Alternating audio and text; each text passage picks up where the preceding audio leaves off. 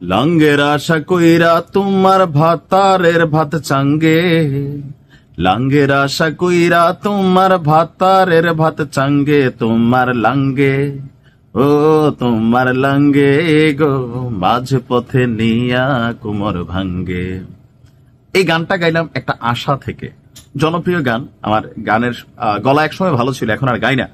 যাই হোক, কেন এই গানটা গাইলাম, এটার সাথে আমাদের ভিডিওর কোনো সম্পৃক্ততা নাই, জাস্ট হচ্ছে আশা থেকে। আশা, একটা মানুষ বাইচে থাকে তার জীবনে আশা এবং স্বপ্ন, ভালো আশা, ভালো স্বপ্ন, ভালো সময়, এই জিনিসগুলোর পেছনে। তো তদ্রূপ সে মানে কি বলে যে স্বরাষ্ট্রমন্ত্রী আসাদুজ্জামান খান কামাল, ওনাকে দিয়েই শুরু হতে যাচ্ছে ভারত বাংলাদেশের মধ্যে যে বন্দি বিনিময় চুক্তি আছে অথবা প্রত্যর্পণ চুক্তি আছে। আর এই চুক্তির প্রথম যিনি শিকার হচ্ছেন অথবা প্রথম যাকে বাংলাদেশে ভারত পাঠাবে, সেটা হচ্ছে সাবেক স্বরাষ্ট্রমন্ত্রী আসাদুজ্জামান খান কামাল। তো এই ঘোষণা কি ভারত দিয়েছে? না, এই ঘোষণা দিয়েছে আমাদের প্রেস সচিব শফিক ভাই। ওই যে গানটা প্রথমে গাইলাম, আশা, তিনি আশা করছেন।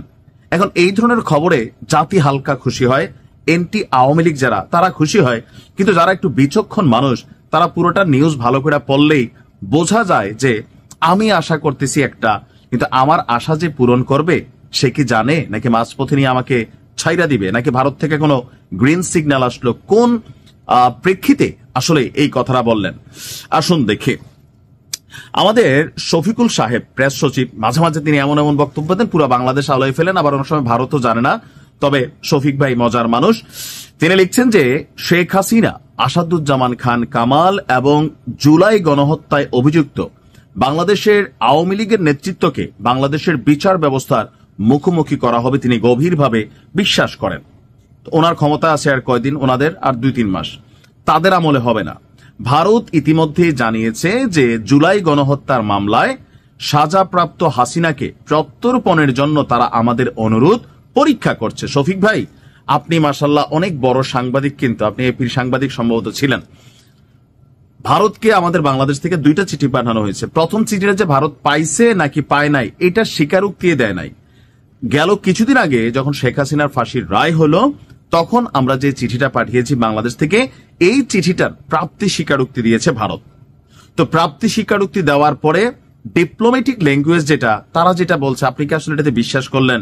আপনার মতো একটু বিচক্ষণ সাংবাদিক নাকি না ধরেন ফেসবুকে জাতির একটু জানান দেওয়া দরকার, কারণ এটা তো সাধারণ মানুষ না, আপনি অসাধারণ, আপনি মেধা, অসাধারণ আপনার লেখনী, সবকিছু মিলে যথেষ্ট বিচক্ষণ। তবে হয় সরকারে থাকলে এরকম আবল তাবল মাঝে মাঝে বলা লাগে, হ্যাঁ আশা করা যাচ্ছে, কিন্তু ভারত কি এই আশা পূরণ করবে? একটা আওয়ামী লীগের সাধারণ নেতা হলে হয়তোবা ভারত তাদের কূটনৈতিক সম্পর্ক ঠিক রাখার জন্য বলিদান দিয়ে দেবে, কিন্তু শেখ হাসিনা এবং ধরেন আসাদুজ্জামান খান কামাল, তাদেরকে আসলে কি ফেরত দিবে? আবার দিতেও পারে, কিন্তু শেখ হাসিনাকে ফেরত দিবেন, এটা আপনি যেমন ভালো করে বোঝেন, বাংলাদেশের মানুষও ভালো করে বোঝে। আর যদি এমন হয় তাহলে অসম্ভব সম্ভব হয়ে যাবে, মানে একটা সুনামি টাইপের কিছু হবে। তো তিনি বলছেন যে আওয়ামী লীগের সাবেক স্বরাষ্ট্রমন্ত্রী আসাদুজ্জামান খান কামালকে শীঘ্রই দেশে ফিরিয়ে তার বিরুদ্ধে যেই রায় আছে সেই রায় কার্যকর করা যাবে বলে আশা করছেন।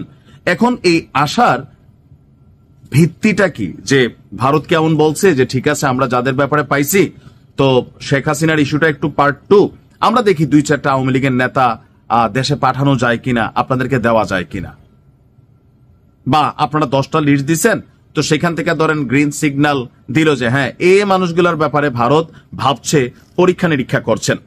এখন তিনি যেটা লিখছেন যে তিনি গভীরভাবে বিশ্বাস করেন যে এটা হবে। এখন ওনার জায়গা থেকে কি অবিশ্বাসের সুযোগ আছে?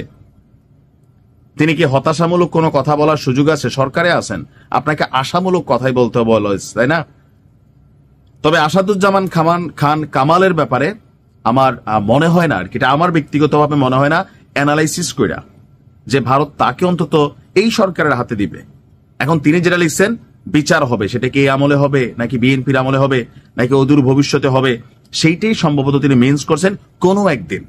কিন্তু তিনি কোনো একদিন লেখেন নাই, যার কারণে পাবলিক মনে করছে যে এখনই হয়ে যাবে। ভারত হয়তো কোনো চিঠির উত্তর দিছে, কিন্তু ভারতের পররাষ্ট্র মন্ত্রণালয় বলছে বাংলাদেশের প্রতি তাদের শ্রদ্ধা আছে, ডিপ্লোম্যাটিক ভাষা। আমি এর আগে একটা ভিডিও করছি, সেটাতে দেখে নিবেন যে ভারত কি বলছে। সেখানে তাদের কথায় আমরা কোনো ধরনের এই আওয়ামী লীগের এই টাইপের নেতা বা ধরেন যারা এরকম বড় বড় আছেন তাদেরকে ফেরত দিবেন, কোন রকম আসলে পজিটিভ কোন সিগন্যাল আমাদের ফিল হয় নাই। তবে অবশ্যই তিনি সরকারে আছেন, হয়তো অনেক তথ্য উপাত্ত গোয়েন্দা বা ডিপ্লোম্যাটিক তলে তলে অনেক কিছু চলতে পারে। কেউ কেউ এটাও বলার চেষ্টা করছেন যে শেখ হাসিনা বা আওয়ামী লীগকে এই মুহূর্তে ভারত পালতেছে, আবার তাদেরকে দিয়েই পরবর্তী সরকারের সাথে তাদের ব্যবসাও হইতে পারে, যে হ্যাঁ এগুলারে পাঠাই দেই, সম্পর্কের অনন্য মাত্রা তৈরি করি, প্রমাণ করি যে আমরা শুধুমাত্র আওয়ামী লীগের সাথে না, আমরা বাংলাদেশের সাথে, এরকমও হইতে পারে, এটা অনেকে মনে করেন। বাট সময় বলে দিবে। ভালো থাকুন।